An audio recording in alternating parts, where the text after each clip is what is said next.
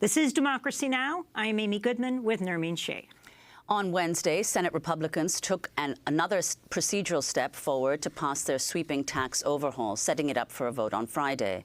President Trump's tax plan would overhaul the code in order to shower billions of dollars in tax cuts upon the richest Americans, including President Trump's own family. The plan would slash the corporate tax rate from 35% to 20% and reduce individual tax rates, though those changes would be temporary. The bill would also repeal the Affordable Care Act's individual mandate. Trump touted his tax plan at a rally in Missouri Wednesday, where he claimed he would not benefit from the legislation. So right now, America's tax code is a total dysfunctional mess. The current system has cost our nation millions of American jobs, trillions and trillions of dollars, and billions of hours wasted on paperwork and compliance. It is riddled with loopholes that let some special interests, including myself, in all fairness, this is going to cost me a fortune, this thing. Believe me. This is not good for me.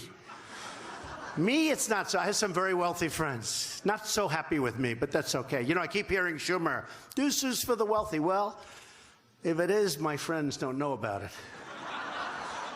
If the Senate approves the tax bill, it would need to be reconciled with a version already approved by the House before being sent to the White House for President Trump to sign into law. Well, for more, we're joined by the Nobel Prize-winning economist Joseph Stiglitz, Columbia University professor, chief economist for the Roosevelt Institute, served as chair of the Council of Economic Advisors under President Bill Clinton, author of numerous books, including, just out this week, his newly revised and updated Globalization and Its Discontents Revisited, Anti-Globalization in the Era of Trump. It's great to have you back, Professor Stiglitz.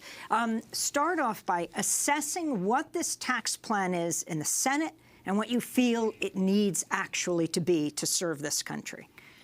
Well, it's labeled a reform, but it's not a reform. You know, the principle of what a reform would be: simplification, getting rid of all the loopholes, and ensuring that the corporations actually pay the statutory rate.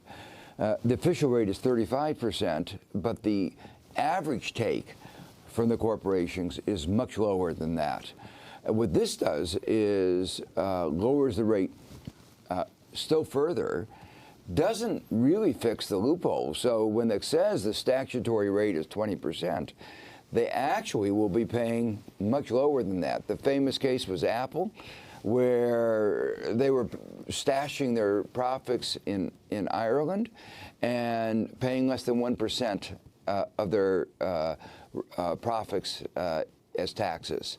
So they won't really be closing many of the loopholes. A few of the problems will be addressed, but most of them will not. In fact, what they're opening up is a new set of loopholes. We call them officially tax arbitrage. When you have a rate on corporations of 20%, but ordinary individuals pay a higher rate, then you have a problem of what do you do with small businesses, unincorporated businesses. So now they create another rate for what they call pass-through. Well, that sets up incentives for people to try to convert their income from ordinary income into a pass-through. So what they're opening up is a whole new set of complexities.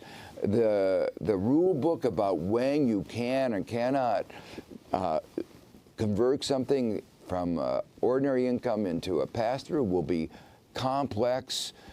Everybody says, you know, it's going to be really, really difficult. Doctors will be able to convert part of their business into a holding company that owns the real estate. Is that a business, or is that a personal service company?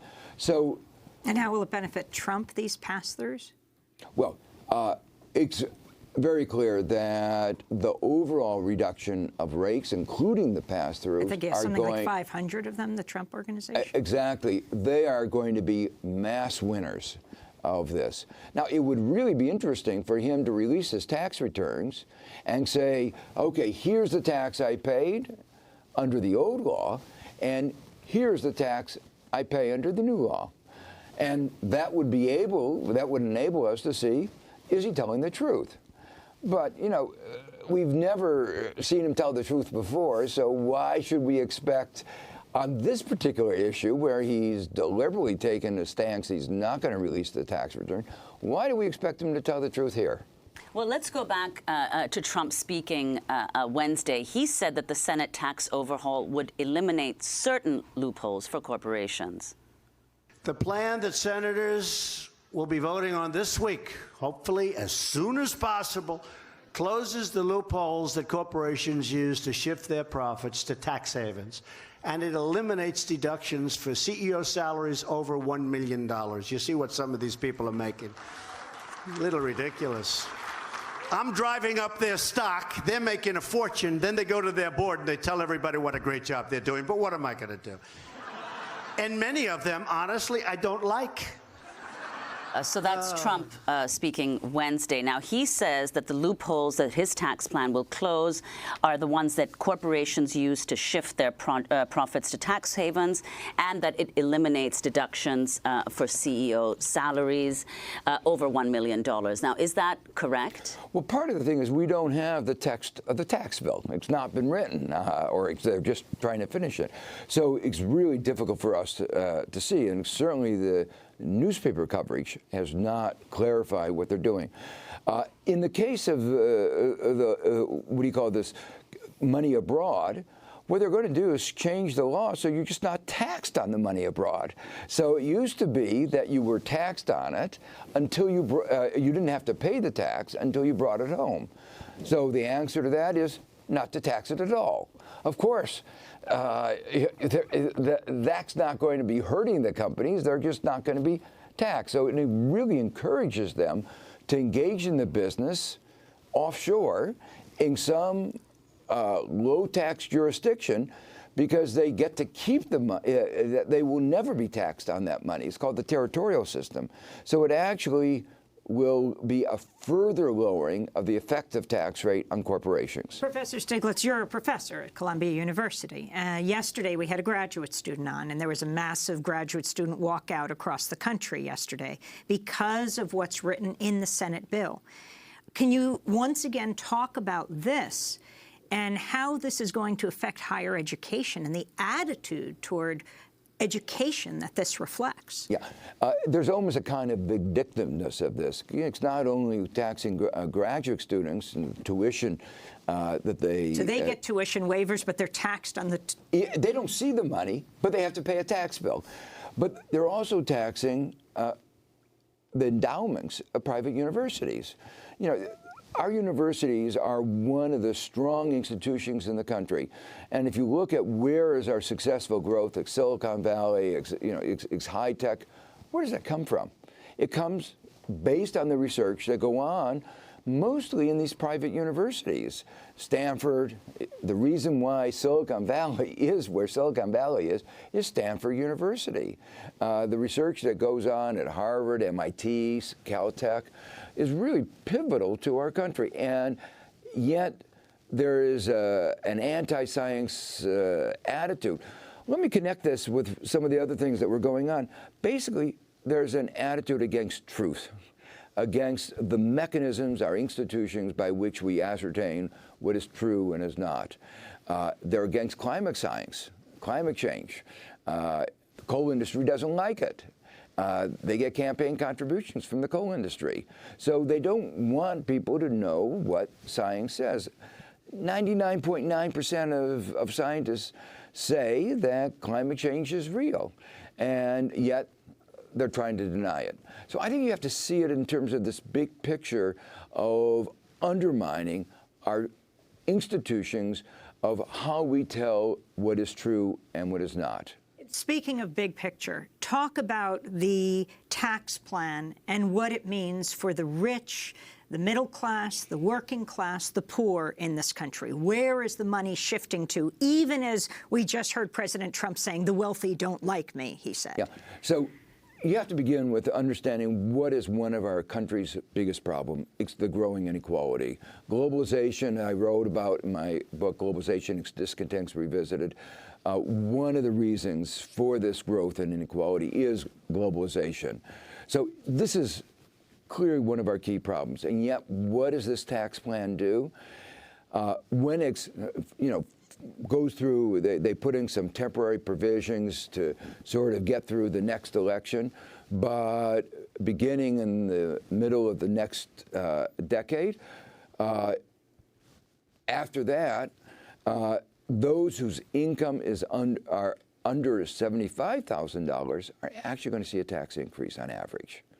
So it's not a tax cut for the ordinary American, it's a tax increase. What is permanent is the tax cut for corporations and the tax cuts for these pass-throughs. And so taxes on the billionaires, taxes on the millionaires are going to go down.